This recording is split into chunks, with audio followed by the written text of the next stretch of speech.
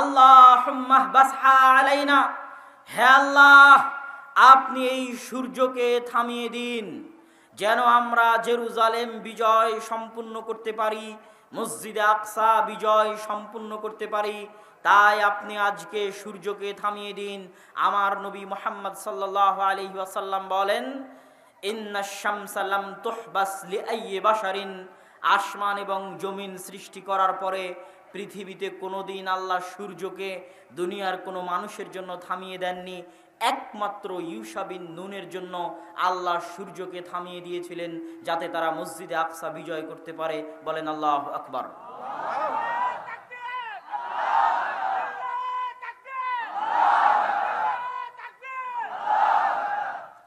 মসজিদে আকসা বিজয়ের জন্য আল্লাহ সুবহানাহু তাআলা সূর্যকে থামিয়ে দিলেন। হাদিস সহিহ, বুখারীর হাদিস, ঘটনা সত্য।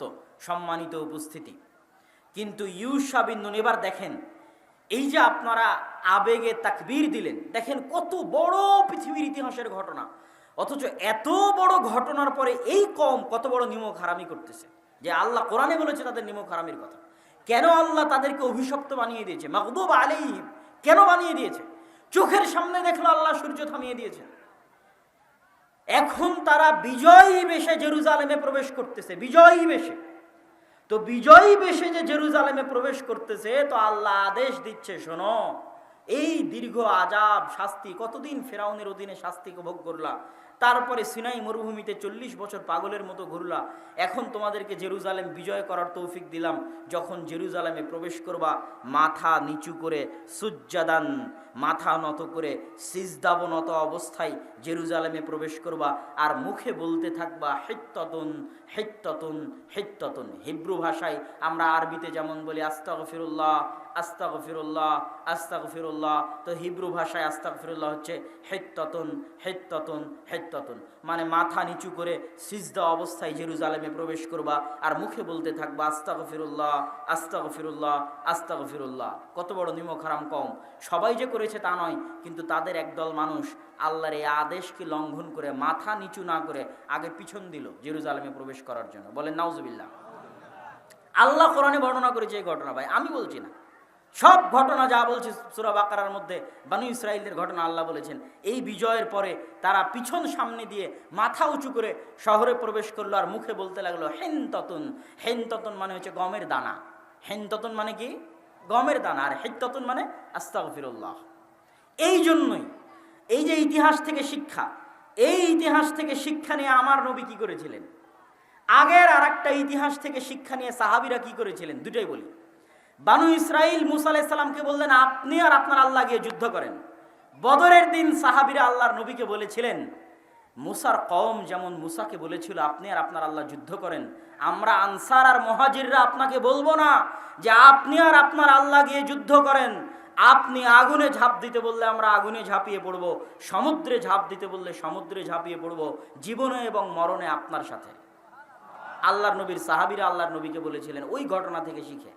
এবার আমার নবী যেই দিন ফাতহে মক্কা করছেন, ইতিহাস খুলেন, দীর্ঘ 10 বছর 12 বছর পরে যখন মুহাম্মদ সাল্লাল্লাহু আলাইহি সাল্লাম মক্কায় বিজয়ী বেশে প্রবেশ করছেন, তখন মুহাম্মদ সাল্লাল্লাহু আলাইহি সাল্লাম মক্কার সবচেয়ে উঁচা সাইড থেকে প্রবেশ করেছেন।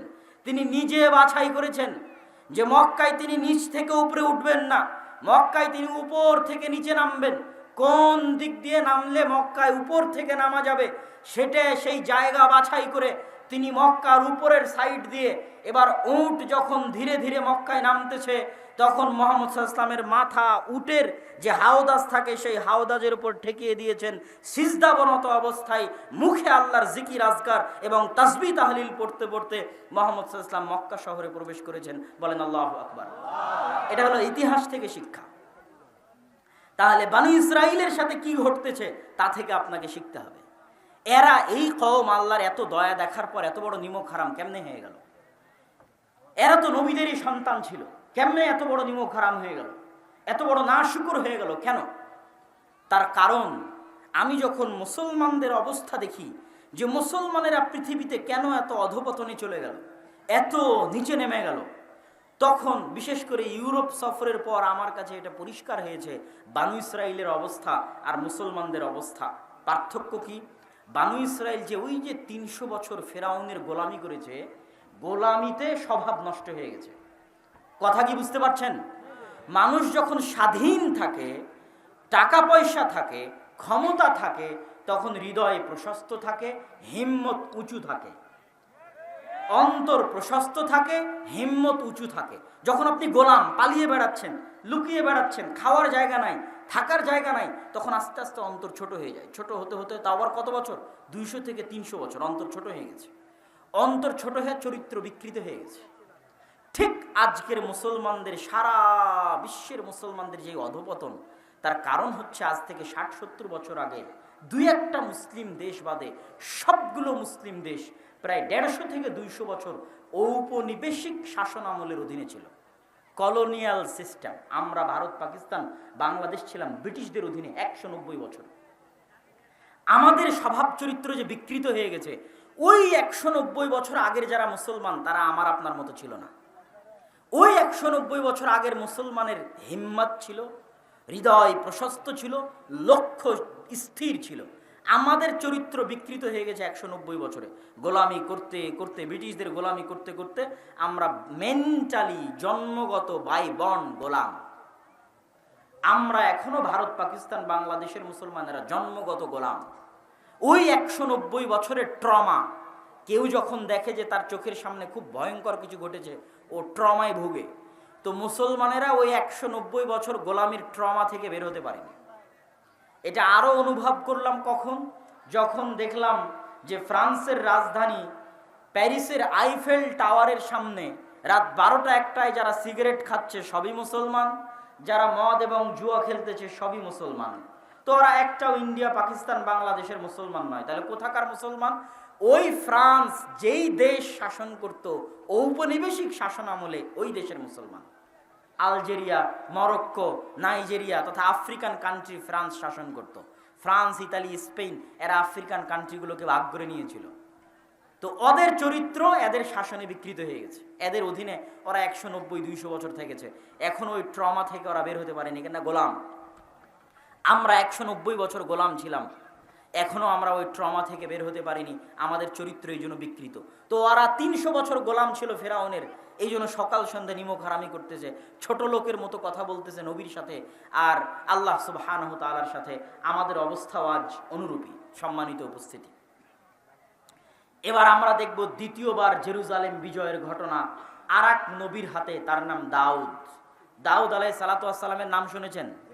দাউদ আলাইহিস সালাতু ওয়াস সালামের হাতে জেরুজালেম বিজয়ের ঘটনা আল্লাহ কয়েক পৃষ্ঠা যাবত সূরা বাকারার মধ্যে বর্ণনা করেছেন। আল্লাহ সুবহানাহু ওয়া তাআলা শুরু করেছেন সূরা বাকারার ২৪৩ নম্বর আয়াতে, আর গিয়ে শেষ করেছেন প্রায় বলা চলে ২৫২-৫৩ নম্বর আয়াতে গিয়ে আল্লাহ সুবহানাহু ওয়া তাআলা শেষ করেছেন পুরো ২ পৃষ্ঠা। দাউদ আলাইহিস সালামের জেরুজালেম বিজয়ের ঘটনা আল্লাহ বলেছে। শুরু কিভাবে?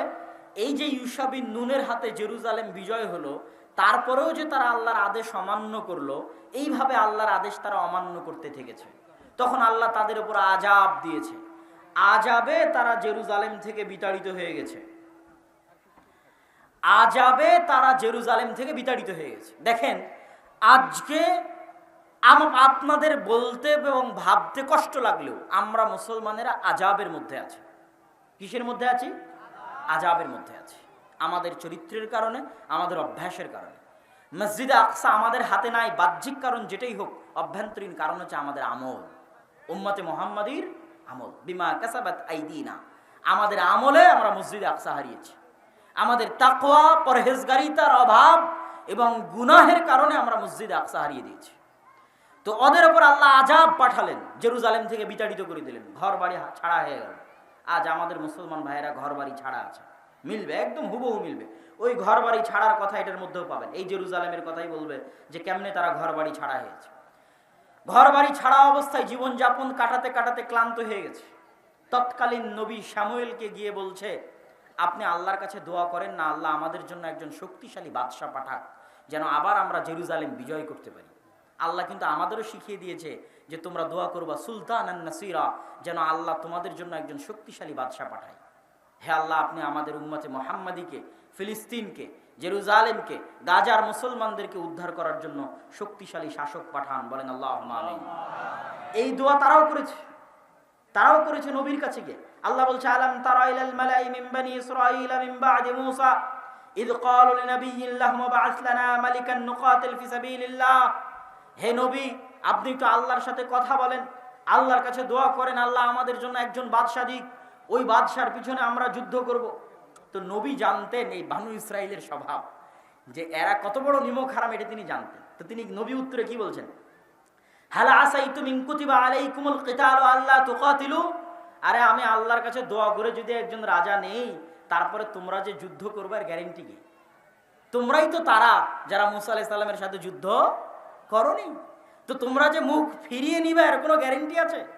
তখন তারা উত্তরে বলছে, ওয়ামা লানা আল্লা নুকাতিলা ফি সাবিলিল্লাহ ওয়া ক্বাদ উখরিজনা মিন দিয়ারিনা ওয়া আবনাইনা। এই যে বাড়ি থেকে তাড়িয়ে দেওয়া, আরে আমরা কেন যুদ্ধ করব না? আমরা তো আমাদের বাড়ি ঘর ছাড়া হয়ে গেছি।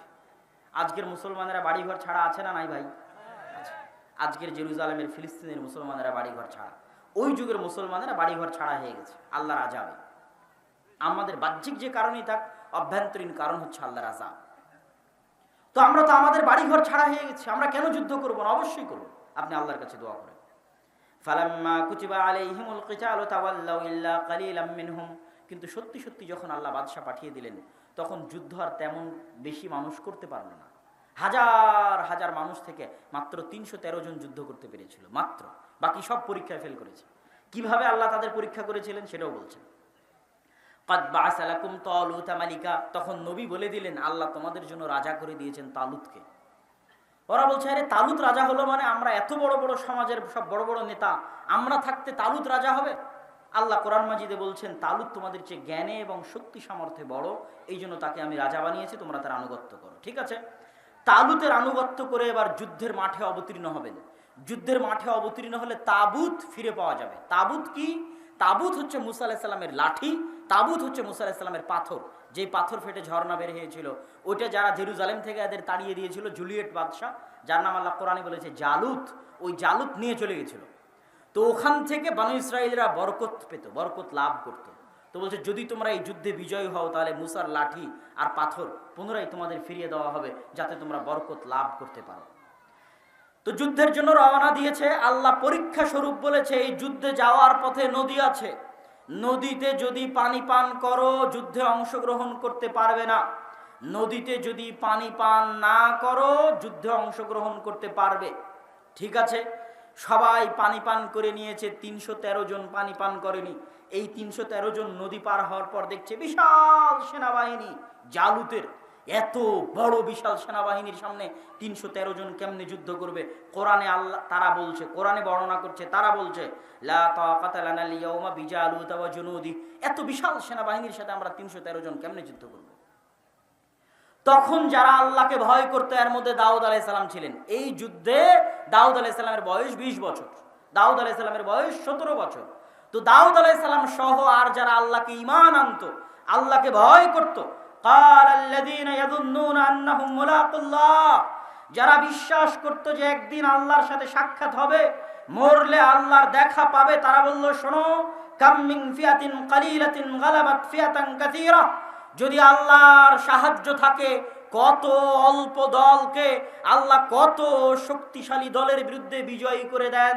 যদি আল্লাহর সাহায্য থাকে, আল্লাহু মা'আস সাবিরিন, আল্লাহ ধৈর্যশীলদের অন্তর্ভুক্ত। বরং তোমরা আল্লাহর কাছে দোয়া করো। দোয়াও আল্লাহ বলেছে, তারা কি দোয়া করেছিল? রব্বানা আফরিগ আলাইনা সাবরান ওয়া সাব্বিত আকদামানা ওয়ানসুরনা আলাল কওমিল কাফিরিন। এই দোয়া তোমরা করতে থাকো, দোয়া করো এবং আল্লাহ ভরসা করে যুদ্ধে ঝাঁপিয়ে পড়ো। মাত্র 313 জন নিয়ে যুদ্ধে ঝাঁপিয়ে পড়লো বিশাল বাদশাহ জালুতের বিশাল সেনাবাহিনীর বিরুদ্ধে। দাউদ আলাইহিস সালাম নিজে হাতে বাদশাহ জালুতকে জবাই করেছিলেন, দাউদ আলাইহিস সালাম। এবং তারপরে আল্লাহ তাকে নবী বানিয়ে দিয়েছেন এবং তার সন্তান সুলাইমান সহ পৃথিবীর ইতিহাসের সবচেয়ে বড় সাম্রাজ্য জেরুজালেমে প্রতিষ্ঠা হলো। এটা জেরুজালেম দ্বিতীয়বার বিজয় হলো। প্রথমবার বিজয় করলেন ইউশা বিন নুন, দ্বিতীয়বার বিজয় করলেন তালুত। কিন্তু বাহিনীর মধ্যে ছিল দাউদ আলাইহিস সালাম, যিনি নিজে বাদশাহ জালুতকে হত্যা করেছেন এবং তিনি জেরুজালেমে বিশাল সাম্রাজ্য প্রতিষ্ঠা করলেন। তার সন্তান সুলাইমান পৃথিবীর ইতিহাসের সবচেয়ে বড় সাম্রাজ্য প্রতিষ্ঠা করলেন এবং জিনদের নিয়ে দ্বিতীয়বার মসজিদে আকসা তৈরি করলেন সুলাইমান আলাইহিস সালাতু ওয়াস সালাম। তাহলে এবার দেখেন, এতক্ষণ যত ইতিহাস বলতেছি, যত নবীর নাম বলে আসলাম, সব মসজিদে আকসার সাথে, সব ফিলিস্তিনের সাথে। সম্মানিত উপস্থিতি, এবার আমরা দ্রুত মুহাম্মদ সাল্লাল্লাহু আলাইহি ওয়াসাল্লামের জীবনীতে ফিরে আসব। তার আগে শর্টকাটে ঈসা এবং মারিয়াম। ওয়াইদ ক্বালাত ইমরাতু ইমরান রাব্বি ইন্নী নাযারতু লাকা মা ফি বাতনি মুহাররারা, যখন ইমরানের স্ত্রী বলল, হে আল্লাহ, আমার পেটে যে সন্তান আছে তোমার রাস্তায় ওয়াকফ করে দিলাম। তোমার রাস্তায় মানে এই মসজিদের জন্য, মসজিদের খেদমত করার জন্য।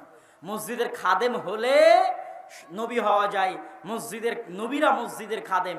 তো মা ওয়াকফ করে দিল যে আমার পেটের সন্তান মসজিদের খাদেম, মসজিদে আকসার খাদেম। ফালাম্মা ওয়াদাআত ক্বালাত রাব্বি ইন্নী ওয়াদাতুহা উনসা, বাচ্চা প্রসব করার পর দেখছেন মারিয়াম মেয়ে সন্তান। তো মেয়ে সন্তানকে কেমনে মসজিদে রাখবেন? তো তাকাফফালা জাকারিয়া তথা তার খালু জাকারিয়া আলাইহিস সালাতু ওয়াস সালাম তার দায়িত্ব নিলেন এবং মেয়ে হয়েও মসজিদের খেদমত করতে লাগলেন। মারিয়াম আলাইহিস সালাতু ওয়াস সালাম কোন মসজিদের খেদমত করতে লাগলেন? মসজিদে আকসার খেদমত করতে লাগলেন। আল্লাহ আসমান থেকে খাবার পাঠালেন। কোন মসজিদে খাবার পাঠালেন? মসজিদে আকসায় খাবার পাঠালেন। মারিয়ামের পেটে সন্তান আসলো। ঈসা আলাইহিস সালাতু ওয়াস সালাম মায়ের কোলে কথা বললেন। কোন শহরে জন্ম নিলেন ঈসা আলাইহিস সালাতু ওয়াস সালাম? জেরুজালেমে জন্ম নিলেন, ফিলিস্তিনে জন্ম নিলেন, মসজিদে আকসার পাশে জন্ম নিলেন। এই পর্যন্ত দিয়ে এবার আমরা সামারি দেখি। পৃথিবীর 90% মানুষ তথা তিনটা বড় দিনের অনুসারী, বড় ধর্মের অনুসারীর পবিত্র স্থান হচ্ছে জেরুজালেম, মসজিদে আকসা। যেহেতু মুসা আলাইহিস সালাম এটার জন্য জীবন দিয়েছে, ঈসা বিন নূন জীবন দিয়েছে, দাউদ সুলাইমান যুদ্ধ করেছে, তো এই জন্য ইহুদি যারা আছে তাদের কাছে এটা সবচেয়ে পবিত্র। ঈসা আলাইহিস সালাম এখানে জন্ম হয়েছে, তার মা এই মসজিদের খাদেম ছিলেন, এই জন্য খ্রিস্টানদের কাছে এটা সবচেয়ে পবিত্র। আর আমরা মুসলমানেরা তো আছি। তাহলে পৃথিবীতে এর চাইতে বড় আর কোনো কারণ নাই যেখানে পৃথিবীর 90% মানুষ যুদ্ধে জড়িয়ে যেতে পারে। মানে এর চেয়ে বড় আর কারণ পৃথিবীতে নাই, যেই কারণে পৃথিবীর 90% মানুষ যুদ্ধে জড়িয়ে যেতে পারে। কিসের প্রথম বিশ্বযুদ্ধ, কিসের দ্বিতীয় বিশ্বযুদ্ধ, সবচেয়ে বড় যুদ্ধ হবে এই মসজিদকে কেন্দ্র করে, এই শহরকে কেন্দ্র করে, যেটাতে পৃথিবীর 90% মানুষ জড়িয়ে যাবে। কেন এর চেয়ে বড় কারণ আর পৃথিবীতে নাই যেটার পেছনে এত বড় যুদ্ধ হতে পারে। একটাই কারণ, সেটা হচ্ছে এই মসজিদ। এই মসজিদকে নিয়ে যুদ্ধ হতে পারে, এই শহরকে নিয়ে যুদ্ধ হতে পারে, যেগুলো কিয়ামতের পূর্ব মুহূর্তে সব বড় বড় যুদ্ধ এখানে সংঘটিত হবে। দাজ্জালকেও ঈসা আলাইহিস সালাতু ওয়াস সালাম এই জেরুজালেম শহরের গেটেই হত্যা করবেন। এগুলো সব এই ফিতনা বলেন, যুদ্ধ বলেন, যেটাই বলেন, কিয়ামতের পূর্ব মুহূর্তে মক্কা মদিনা সেফ থাকবে। যা ঘটবে মসজিদে আকসাকে কেন্দ্র করে ঘটবে, জেরুজালেমকে কেন্দ্র করে ঘটবে। আমরা চলে আসি আমাদের নবীর ইতিহাসে, আমাদের নবীর জীবনীতে। আমাদের নবী মুহাম্মদ সাল্লাল্লাহু আলাইহি ওয়াসাল্লামের সাথে জেরুজালেম, মসজিদে আকসার সম্পর্ক কি? আমাদের নবী মুহাম্মদ সাল্লাল্লাহু আলাইহি ওয়াসাল্লামের সাথে জেরুজালেমের বেশি না 3টে সম্পর্ক বলে আমরা বক্তব্যের মুসলমানদের জেরুজালেম বিজয়ের ঘটনায় এগিয়ে যাব।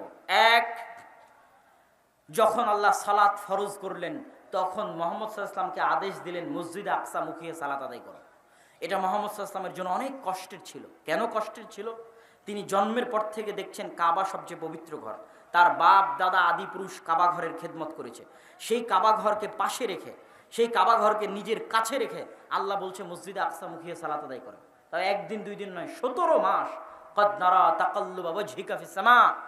আর আল্লাহর নবী বারবার আসমানের দিকে চাইতে থাকলেন, কখন আল্লাহর ওহী আসবে, মসজিদে আকসা পরিবর্তন হয়ে কাবা কেবলা হয়ে যাবে। কিন্তু শুরু করলেন আল্লাহ মসজিদে আকসা দিয়ে। এটা ছিল মদিনায় অবস্থানরত ইহুদি, মদিনায় অবস্থানরত খ্রিস্টানদের কাছে মেসেজ যে এটা হচ্ছে দ্বীনে হক। তোমরা যেই মসজিদে আকসাকে পবিত্র মনে করো, সেই মসজিদে আকসাই মুসলমানদের প্রথম কেবলা। বলেন আল্লাহু আকবার। এটা আল্লাহ সুবহানাহু ওয়া তাআলার হিকমাহ যে মুসলমানদের প্রথম কেবলা, মুসলমানদের প্রথম মসজিদ, যেই মসজিদ মুখী হয়ে তৈরি হয়েছে সেটা মসজিদে আকসা। মুহাম্মদ সাল্লাল্লাহু আলাইহি ওয়াসাল্লামের জীবনে দ্বিতীয় ঘটনা, সুবহানাল্লাযী আসরা বিআবদিহি লাইলাম মিনাল মাসজিদিল হারাম ইলাল মাসজিদিল আকসা আল্লাযী বারাকনা হাওলা। ওই সত্তার পবিত্রতা বর্ণনা করছি যিনি তার বান্দা মুহাম্মদ সাল্লাল্লাহু আলাইহি ওয়াসাল্লামকে মসজিদে হারাম মক্কার কাবা থেকে রাতের বেলা সফর করিয়েছেন মসজিদে আকসায়। কোন মসজিদে আকসাই? আল্লাযী বারাকনা হাওলা, যেই মসজিদে আকসার চারিদিকে আমি আল্লাহ বরকত দিয়ে ঘিরে রেখেছি। বলেন আল্লাহু আকবার। কোরআনের আয়াতের অনুবাদ করলাম। কোরআনের আয়াতে আল্লাহ বলছেন মসজিদে আকসার চারিদিকে আমি বরকত দিয়ে ঘিরে রেখেছি, বারাকনা হাওলা। তাহলে মুহাম্মদ সাল্লাল্লাহু আলাইহি সাল্লাম কাবা থেকে সরাসরি তিনি আসমানে যাননি, কাবা থেকে তিনি মসজিদে আকসায় গেছেন, মসজিদে আকসা থেকে তিনি আসমানে গেছেন। এটা মুহাম্মদ সাল্লাল্লাহু আলাইহি সাল্লামের জীবনের দ্বিতীয় ঘটনা। মসজিদে আকসায় তিনি বোরাক বেঁধেছেন, ওই বোরাক বাঁধার জায়গা এখনো আছে। মসজিদে আকসায় তিনি নবীদের ইমামতি করে সালাত আদায় করিয়েছেন। সম্মানিত উপস্থিতি, মুহাম্মদ সাল্লাল্লাহু আলাইহি সাল্লামের জীবনের তৃতীয় ঘটনা, হুদায়বিয়ার সন্ধির পরে মক্কার কাফের এবং মুশরিকরা ব্যবসায়িক উদ্দেশ্যে গেছে ফিলিস্তিনে, জেরুজালেমে। তখন ফিলিস্তিন জেরুজালেমে কন্ট্রোল আছে রোমান এম্পায়ারের। রোমান এম্পায়ারের তৎকালীন বাদশাহ হিরাক্লিয়াস রাতের বেলা স্বপ্ন দেখে আরবের মধ্যে যারা খাতনা করে তাদের হাতে চলে যাচ্ছে তার এই রাজত্ব। ঘুম থেকে হন্তদন্ত হয়ে উঠে টানা কয়েকদিন এই স্বপ্ন দেখেছে। সে জানতো ইহুদিরা বাদে আর কেউ খাতনা করে না। সাথে সাথে খুঁজতে পাঠালো এই শহরে এখন কোনো আরব আছে কিনা। খুঁজে দেখা গেল আবু সুফিয়ান রাদিয়াল্লাহু তাআলা আনহু, যিনি তখন কাফের এবং যিনি তখন আবু জাহালের জায়গায় দায়িত্ব পালন করছেন, মক্কার কাফের মুশরিকদের সর্দার, আল্লাহ রাসূলের বিরুদ্ধে কয়েকটা যুদ্ধে নেতৃত্ব দিয়েছেন, ওহুদের যুদ্ধে নেতৃত্ব দিয়েছেন, খন্দকের যুদ্ধে নেতৃত্ব দিয়েছেন, আল্লাহ রাসূলের মুখোমুখি যুদ্ধে নেতৃত্ব দিয়েছেন আবু সুফিয়ান রাদিয়াল্লাহু তাআলা আনহু। হুদায়বিয়ার সন্ধির পরে তিনি তখন ফিলিস্তিনে ব্যবসা করতে গেছেন। তাকে ধরে নিয়ে আসা হলো। রোমান বাদশাহ হিরাক্লিয়াস তাকে জিজ্ঞেস করতে লাগলেন, ঘটনা শোনাও। তিনি বললেন ঘটনা এই। তখন রোমান বাদশাহ হিরাক্লিয়াস কয়েকটা প্রশ্ন করলো, তার মধ্যে দুটো প্রশ্ন করে আমরা বক্তব্য সামনের দিকে এগিয়ে নিয়ে যাব। দুটো প্রশ্নের একটা প্রশ্ন হচ্ছে, আমাকে বলো মুহাম্মাদের পূর্বে তার বংশে অতীতে তোমাদের কুরাইশ বংশে, বানু হাশিম বংশে, ইসমাইলের বংশে অতীতে আর কেউ কোনোদিন কি নবী দাবি করেছিল? আবু সুফিয়ান বললেন, না, অতীতে তো দীর্ঘ 2-3 হাজার বছরে ইসমাইলের বংশে কেউ কোনোদিন নবী দাবি করেনি। বাদশাহ হিরাক্লিয়াস বললেন, যদি আগে কেউ নবী দাবি করে থাকতো আমি বলতাম মুহাম্মদ সাল্লাল্লাহু আলাইহি ওয়াসাল্লাম অন্যের দেখা দেখি নিজে নবী দাবি করেছে। অতীতে যেহেতু ইসমাইলের বংশে কেউ নবী দাবি করেনি, অতএব এটা বলার সুযোগ নাই যে মুহাম্মদ দেখা দেখি নবুয়তের দাবি করেছে। এবার আমাকে শোনাও, তোমাদের বংশে বানু ইসমাইলে, কুরাইশে, বানু হাশিমে কেউ কি কোনোদিন রাজা বাদশাহ ছিল? আবু সুফিয়ান উত্তরে বলছে, না, আমাদের বংশে কেউ তো কোনোদিন রাজা বাদশাহ ছিল না। বাদশাহ হিরাক্লিয়াস বলছে, যদি বলতে যে মুহাম্মাদের অতীতে সাল্লাল্লাহু আলাইহি ওয়াসাল্লাম কেউ কোনোদিন রাজা বাদশাহ ছিল, তাহলে আমি বলতাম নিজের বাপদাদার রাজত্ব ফিরে পাওয়ার জন্য নবুয়তের ভান ধরেছে। কিন্তু আগে তো কেউ রাজা বাদশাহ ছিল না, তাহলে ভান ধরার তো প্রয়োজন নাই, তাহলে ঘটনা কিছু আছে। তারপরে একের পর এক জিজ্ঞাসা যখন শেষ, তখন বাদশাহ হিরাক্লিয়াস ঘোষণা করতেছে। কে ঘোষণা করতেছে? তৎকালীন বিশ্বের সবচেয়ে শক্তিশালী এম্পায়ারের রাষ্ট্রপ্রধান। মনে করেন আজকের পৃথিবীর সবচেয়ে শক্তিশালী রাষ্ট্র যদি আমেরিকা হয়, তাহলে আমেরিকার রাষ্ট্রপ্রধান কোথায় বসে ঘোষণা করতেছে? জেরুজালেমে মসজিদে আকসার পাশে বসে ঘোষণা করতেছে। কার সামনে ঘোষণা করতেছে? আল্লাহর নবীর সবচেয়ে বড় শত্রু মক্কার কাফের মুশরিকদের সর্দারের সামনে বসে ঘোষণা করতেছে, জেরুজালেমে বসে ঘোষণা করতেছে। তৎকালীন বিশ্বের সবচেয়ে বড় এম্পায়ারের শাসক ঘোষণা করতেছে, আবু সুফিয়ান তুমি যা বললে তা যদি সত্য হয়, তাহলে মাউযিআ কাদামাইয়া তাহতা মাউযিআ কাদামাইয়া, আমার পায়ের নিচে যে মাটি আছে এই মাটি একদিন মুহাম্মাদের অনুসারীদের দখলে চলে যাবে। আল্লাহু আকবার। এটাই মসজিদ আকসার মাটি, এটাই জেরুজালেমের মাটি।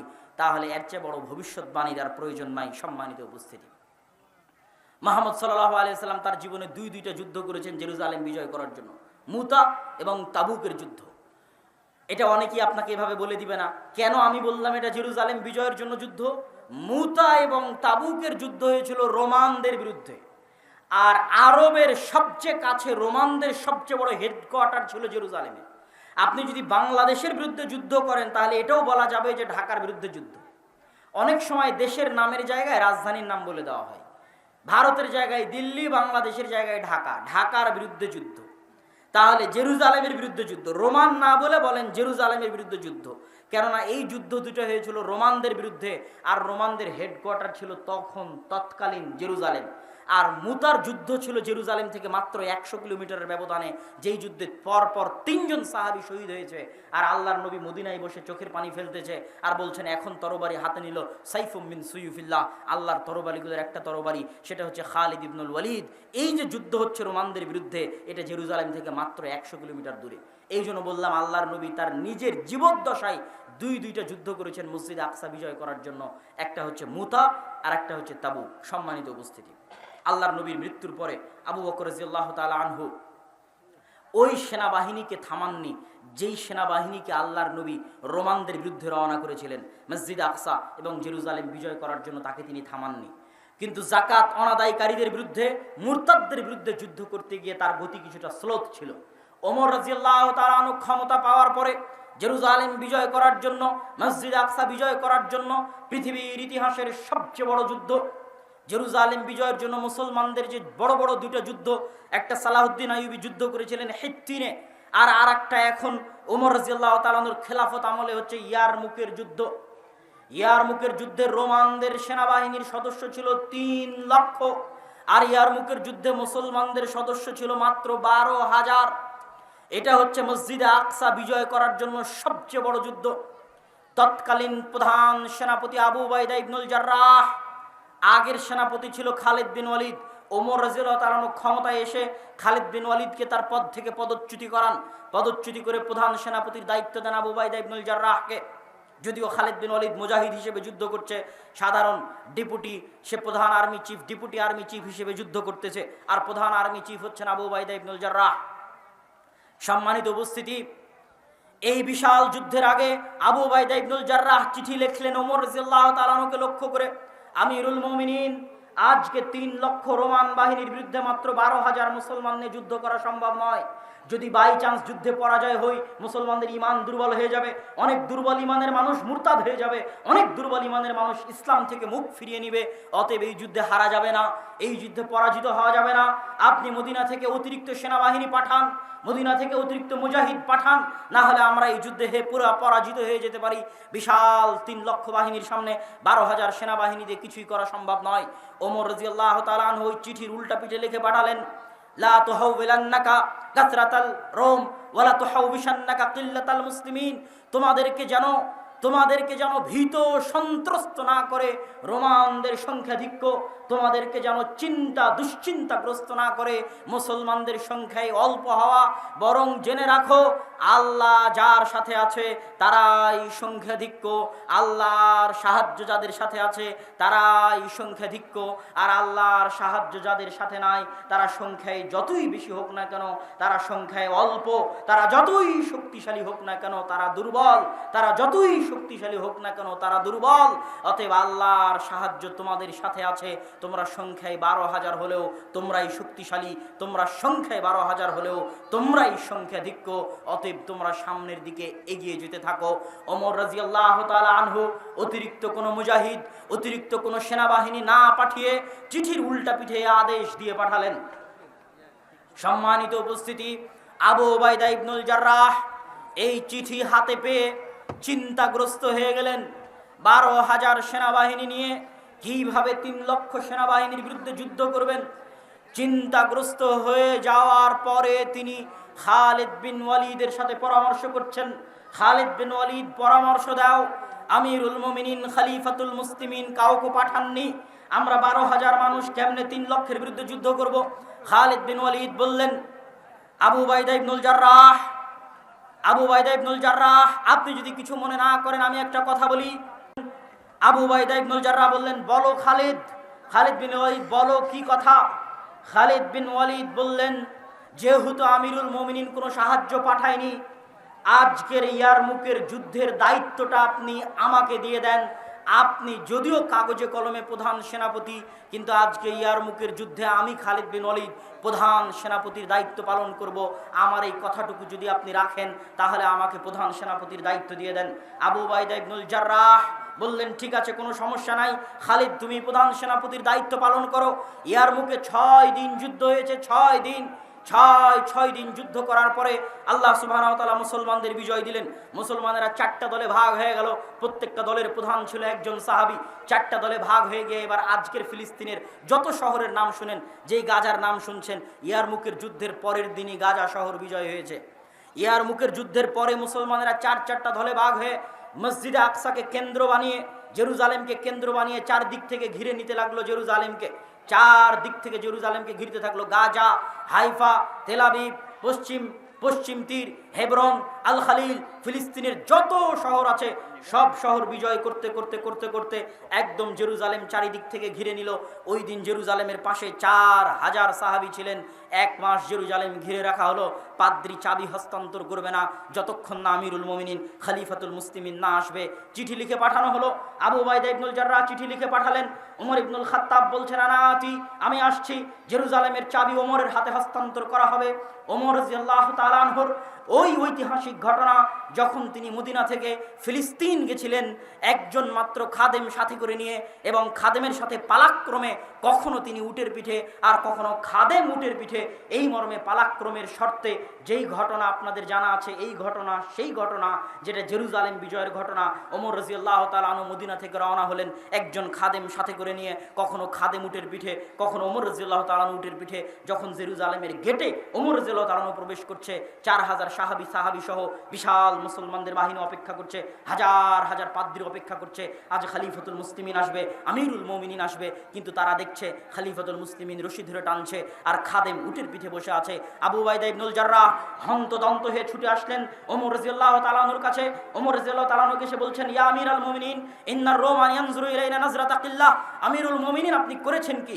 আমিরুল মুমিনিন, আজকে হাজার হাজার পাদ্রী অপেক্ষায় আছে আপনাকে দেখার জন্য।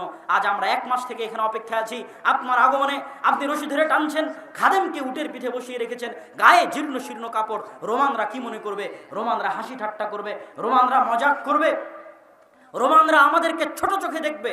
ওমর ইবনুল খাত্তাব কঠিন একটা ধমক দিলেন, আবু উবাইদা, তুমি না বলে অন্য কেউ বললে আমি কষ্ট পেতাম না, তুমি বলায় কষ্ট পাচ্ছি। শোনো আবু উবাইদা, আজ থেকে 30 বছর আগে ওমরের নাম কেউ চিনত না। আজ থেকে 30 বছর আগে আমরা জাহিলি কুন্না কওমানা জিল্লা, আমরা কোথায় জাহিলি যুগে না আমাদের নাম ছিল, গন্ধ ছিল, না টাকা ছিল, না পয়সা ছিল, না ক্ষমতা ছিল। আজকে যদি আপনি মনে করেন বাংলাদেশের কোনো বগুড়ার সোনাতলার কোনো একটা অঞ্চলের একজন কৃষক তার ইমানের কারণে, তার তাকওয়ার কারণে, তার পরহেজগারিতার কারণে লুঙ্গি পরে মাথায় মাথল দিয়ে যদি জেরুজালেম বিজয় করতে যায়, আর সেখানে যদি সে বিশ্বের সবচেয়ে বড় এম্পায়ারের বিরুদ্ধে বিজয় অর্জন করে, তো এরকমই 30 বছর আগে না ওমরকে কেউ চিনত। ওমর রাদিয়াল্লাহু তাআলা বলেন, আমরা ছিলাম কুন্না কওমানা দিল্লা, কোথায় মক্কার অন্ধকার জাহিলিয়াতের যুগ, আমাদের কেউ চিনত না। আজ আমি ওমর কোন জেরুজালেম বিজয় করতে এসেছি তোমরা জানো? এই জেরুজালেমের এই মসজিদে আকসাই এই মারিয়াম আলাইহিস সালাতু ওয়াস সালাম থাকতেন। এই জেরুজালেমে ঈসা আলাইহিস সালাতু ওয়াস সালামের জন্ম হয়েছে। এই জেরুজালেমে ইয়াহিয়া জাকারিয়াকে হত্যা করা হয়েছে। এই জেরুজালেম বিজয় করতে এসে মুসা আলাইহিস সালাম পারেননি। এই জেরুজালেম বিজয় করতে আল্লাহ সূর্য থামিয়ে দিয়েছেন ইউশা বিন নুনের জন্য। এই জেরুজালেম বিজয় করেছে দাউদ। এই জেরুজালেম বিজয় করেছে, এই জেরুজালেমে পৃথিবীর সবচেয়ে বড় সাম্রাজ্য প্রতিষ্ঠা করেছে সুলাইমান আলাইহিস সালাতু ওয়াস সালাম। এত বড় বিশাল সাম্রাজ্য, পৃথিবীর 90% মানুষের বিশ্বাসে সবচেয়ে পবিত্র জায়গা, সেই পবিত্র জায়গা আজ ওমর বিজয় করতে আসতে 30 বছর আগে ওমরের নাম কেউ জানতো না। এই যে আল্লাহ আজকে আমাকে এখানে পৌঁছে দিয়েছেন, আযযানাল্লাহু বিল ইসলাম, আল্লাহ আমাদের এই ইজ্জত, এই সম্মান, এই ক্ষমতা না চাকচিক্য দিয়ে, না টাকা পয়সা দিয়ে, না রাজনীতি দিয়ে, না কূটনীতি দিয়ে, আল্লাহ আমাদেরকে এই ক্ষমতা, এই সম্মান দিয়েছেন ইসলাম অনুসরণের কারণে, তাকওয়া এবং পরহেজগারিতার কারণে, আল্লাহর কিতাব এবং আল্লাহর নবীর সুন্নাত অনুসরণের কারণে। সম্মানিত উপস্থিতি, আরো লম্বা ঘটনা আছে, কিন্তু সারমর্ম কি, শিখার কি? এই যে পুরো বানু ইসরাইলের লম্বা ঘটনা শুনলেন, জেরুজালেম কেন্দ্রিক ইতিহাস শুনলেন, শিক্ষা এটাই যে আমরা গজবের মধ্যে আছি, আযাবের মধ্যে আছি। যেদিন ঈমান ফিরে আসবে, তাকওয়া ফিরে আসবে, পরহেজগারিতা ফিরে আসবে, যারাই ঈমান নিয়ে, তাকওয়া নিয়ে, পরহেজগারিতা নিয়ে সামনে এগিয়ে যাবে, আল্লাহ যেমন ইউশা বিন নুনের জন্য সূর্য থামিয়ে দিয়েছিলেন, 313 জনকে আল্লাহ যেমন বিজয় দিয়েছিলেন, ঠিক তেমনি মুসলমানদের হাতেও বিজয় হবে। সুলতান সালাহুদ্দিন আইয়ুবী তিনিও অল্প সংখ্যক মানুষ নিয়ে জেরুজালেম বিজয় করেছেন, ফিলিস্তিন বিজয় করেছেন, কিন্তু ঈমান থাকা লাগবে, তাকওয়া লাগবে, পরহেজগারিতা লাগবে। জেরুজালেম মিছিল দিয়েও বিজয় করা সম্ভব নয়, এবং ওই রকম মা লাগবে, ওই রকম বোন লাগবে যারা এরকম সুলতান সালাহুদ্দিন আইয়ুবী জন্ম দিতে পারে, তারিক বিন জিয়াদ জন্ম দিতে পারে। কেননা বেহায়াপনা, বেলেল্লাপনা যখন সমাজে ছড়িয়ে পড়ে, বেপর্দা যখন সমাজে ছড়িয়ে পড়ে তখন সেখানে পুরুষ জন্ম নিতে পারে না, মানে মায়ের বেটা সালাহুদ্দিন আইয়ুবী জন্ম নিতে পারে না, যা জন্ম নেবে সব নামে পুরুষ কামে সব মহিলা। কথা বুঝতে পেরেছেন? সমাজে বেহায়াপনা বেলিল্লাপনা থাকলে এটাই সমাজের রেজাল্ট। সম্মানিত উপস্থিতি, এই দীর্ঘ ইতিহাস থেকে আল্লাহ সুবহানাহু ওয়া তাআলা উম্মতে মুহাম্মাদীকে শিক্ষা নেওয়ার তৌফিক দান করুক, আল্লাহুম্মা আমিন। বক্তব্যের শুরুতে বলেছিলাম আমাদের আজকের এই অনুষ্ঠানটা দেশব্যাপী আল জামিয়া সালাফিয়ার অধীনে মসজিদ ভিত্তিক দ্বীন শিক্ষা পরিচালনার লক্ষ্যে আদ-দাওয়া ইলাল্লাহর যে মহৎ উদ্যোগ, সেই মহৎ উদ্যোগকে সামনে রেখে এই অনুষ্ঠানটি আয়োজন করা হয়েছে। এবং আমরা ইতিমধ্যে বাংলাদেশের 4টি জেলার 126টি মসজিদ সফর করেছি, 250-এর অধিক মসজিদে আমরা বক্তব্য উদ্বোধন করেছি।